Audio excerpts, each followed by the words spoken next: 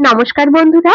এক বাটি আটা আর তার সাথে একটা কাঁচা ডিম আর একটা সেদ্ধ আলু দিয়ে একদম শর্টকাটে দুর্দান্ত একটা রেসিপি আজ আপনাদের সাথে শেয়ার করতে চলেছি।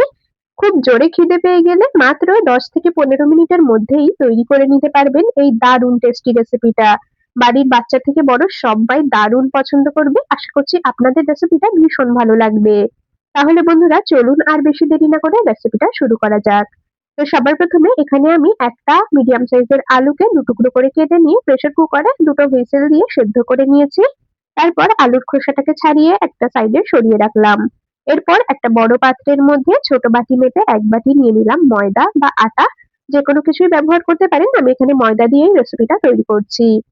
তার মধ্যে একটা ডিম ভেঙে দিয়ে দিলাম আর সেদ্ধ করে নেওয়া আলুর টুকরো দুটোকে দিয়ে দিলাম। আর এখন এই সমস্ত কিছুকে একসাথে বেশ ভালো করে মেখে নিতে হবে। এর মধ্যে আমি অল্প একটু জল অ্যাড করে কিন্তু এটাকে মেখে নেব। বন্ধুরা, আমি কাজটা করতে থাকি আর আপনারা অবশ্যই আমাকে কমেন্টসে জানিয়ে যাবেন আপনারা কে কোন জায়গা থেকে আমার আজকের এই রেসিপিটা দেখছেন, তবেই না আপনাদের কমেন্টসে ধন্যবাদ জানাতে পারবো। তো এইদিকে আমি অল্প করে জল দিয়ে কিন্তু এরকম সুন্দর একটা মিশ্রণ তৈরি করে নিচ্ছি। আশা করছি বন্ধুরা আপনারা দেখেই বুঝতে পারছেন। একবারে কিন্তু অতিরিক্ত পরিমাণে জল ব্যবহার করা যাবে না, তাহলে মিশ্রণটা কিন্তু বেশি পাতলা হয়ে যাবে।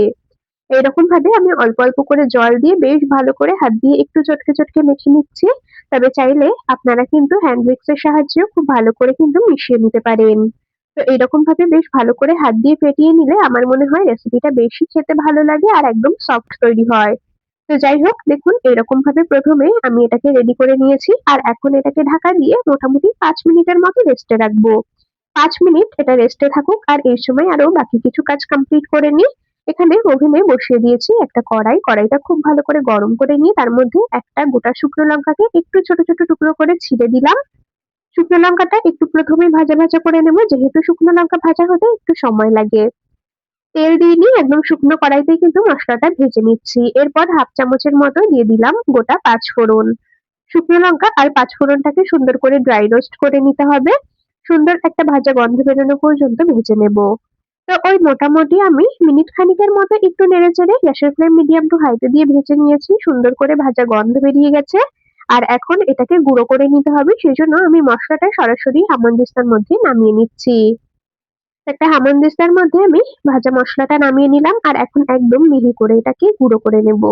বন্ধুরা, এই রেসিপিতে কিন্তু এই মসলাটা অবশ্যই ব্যবহার করবেন। এই মসলার কারণেই রেসিপির স্বাদ অনেক গুণ বেড়ে যাবে। তো যাই হোক, এদিকে আমি মসলাটা সুন্দর করে গুঁড়ো করে তৈরি করে নিয়েছি, এটা সাইডে সরিয়ে রাখলাম।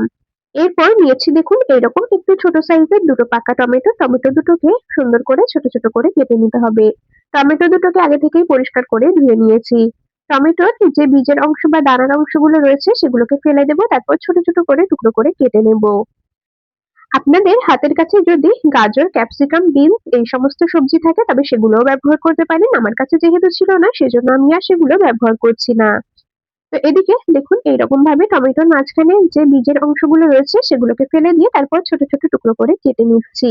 ব্রেকফাস্ট বা ডিনারে একদম হালকা ফুলকা কম সময়ে তৈরি হয়ে যায় এমন কোনো রেসিপি খেতে মন চাইলে বা বানাতে ইচ্ছা করলে অবশ্যই এই রেসিপিটা বাড়িতে বানিয়ে দেখতে পারেন। আশা করছি আপনাদের ভীষণ পছন্দ হবে।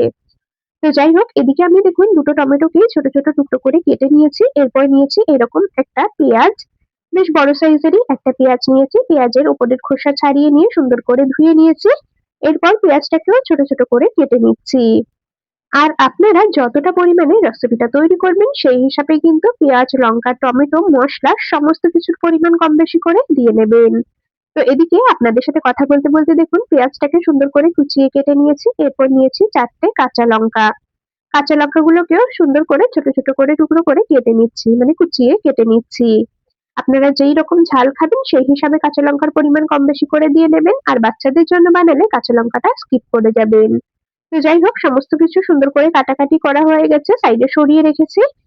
এরপর যে আটার মিশ্রণটা তৈরি করে নিয়ে সাইডে সরিয়ে রেখেছিলাম 5 মিনিটের মতো আমি রেস্টে রেখেছি। 5 মিনিট পর ঢাকা খুলে নিয়েছি। এরপর দিয়ে দিলাম স্বাদ মতো লবণ, দিয়ে দিলাম হাফ চামচ গোটা জিরে, কুচি করে রাখা পাকা টমেটোর টুকরো, কুচিয়ে রাখা পেঁয়াজ আর কাঁচা লঙ্কাগুলোকে সমস্ত কিছু এর মধ্যে দিয়ে দিয়েছি আর এখন খুব ভালো করে হাত দিয়েই মিশিয়ে নেব। আপনারা চাইলে যেকোনো স্প্যাচুলা বা চামচের সাহায্যেও সুন্দর করে মিশিয়ে নিতে পারেন, তবে আমার মনে হয় এইসব রেসিপি হাত দিয়ে বেশ ভালো করে একটু মেখে নিলে বেশি ভালো হয়। তো সমস্ত কিছু দিয়ে বেশ ভালো করে একটু মেখে নিলাম। আর এখন এর মধ্যে দিয়ে দেব ভাজা মসলা।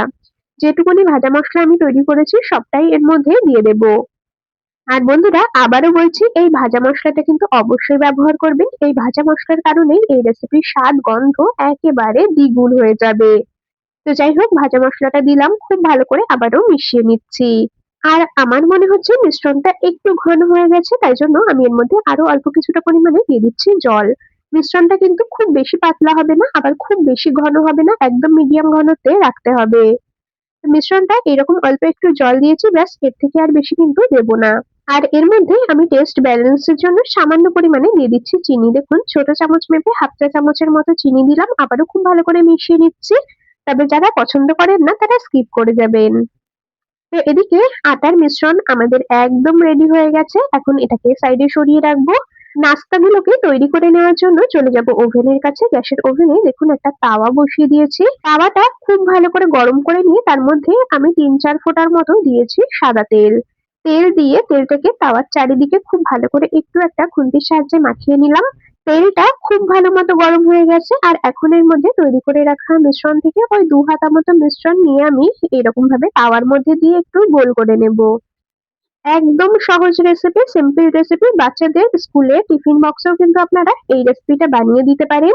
ভীষণ পছন্দ করবে। তো যাই হোক, এদিকে আমি মিশ্রণটা কিছুটা দিয়ে গোল করে নিয়েছি। এরপর ঢাকা দিয়ে ঢেকে দিলাম। ঢাকনা দিয়ে ঢেকে দিয়েছি যাতে পেঁয়াজ, টমেটো, লঙ্কা সমস্ত কিছু সুন্দরভাবে সেদ্ধ হয়ে যায়। তো ওই মোটামুটি একটা পাশ ওই ২ মিনিটের মতো গ্যাসের ফ্লেম মিডিয়ামে রেখে ঢেকে দিয়েছিলাম। ঢাকা খুলে নিয়ে অপর পাশটা উল্টে দিলাম। আবারও এই পাশটাও মোটামুটি মিনিট খানিক বা ২ মিনিটের মতো মিডিয়াম টু হাই ফ্লেমে দিয়ে রান্না করে নেব। এইরকম ভাবে দুটো পাশই একটু উল্টে পাল্টে নিয়ে ঢাকা দিয়ে রান্না করে নিয়েছি। খুব ভালো মতো করে কিন্তু পেঁয়াজ, লঙ্কা, টমেটো বেশ ভালো মতো সেদ্ধ হয়ে গেছে। এইরকম ভাবে একটু খুন্তি দিয়ে চেপে চেপে এটাকে রান্না করে নেব যাতে ভেতরটা কাঁচা না থেকে যায়। আশা করছি আপনারা বুঝতেই পারছেন রেসিপিটা আমি কিভাবে তৈরি করছি। এইরকম ভাবে কিন্তু আমি সমস্ত পরোটাগুলোকে তৈরি করে নিই, তারপর আবারও আপনাদেরকে দেখাচ্ছি।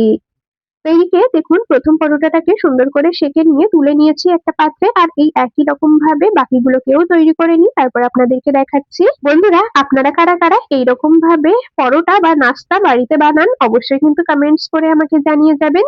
তবে যদি কখনো এইভাবে না খেয়ে থাকেন, একবার বানিয়ে খেয়ে দেখবেন, আশা করছি আপনাদের ভীষণ পছন্দ হবে। বাচ্চাদের স্কুলে টিফিনে দেওয়ার জন্য একদম পারফেক্ট রেসিপি, আর সকাল বা রাতের একদম হালকা ফুলকা ব্রেকফাস্ট ডিনারের জন্য কিন্তু দারুণ একটা রেসিপি। তো যাই হোক, এরকম ভাবে কিন্তু আমি সমস্ত পরোটাগুলোকে তৈরি করে নিয়ে একটা পাত্রে তুলে নিয়েছি। যেকোনো সসের সাথে পরিবেশন করতে পারেন, টমেটো কেচাপের সাথে পরিবেশন করতে পারেন, খেতে দুর্দান্ত লাগে। আর এমনি শুধু খেতেও কিন্তু ভীষণ ভালো লাগে। তবে আজকে আমি এই পরোটাগুলো টমেটো কেচাপের সাথে পরিবেশন করে নিয়েছি। বন্ধুরা, রেসিপিটা আপনাদের কেমন লাগলো কমেন্টস করে কিন্তু অবশ্যই জানিয়ে যাবেন। যদি ভালো লেগে থাকে তবে ভিডিওটিতে একটি লাইক আর বন্ধুদের মধ্যে অনেক অনেক শেয়ার করে দেওয়ার অনুরোধ রইল।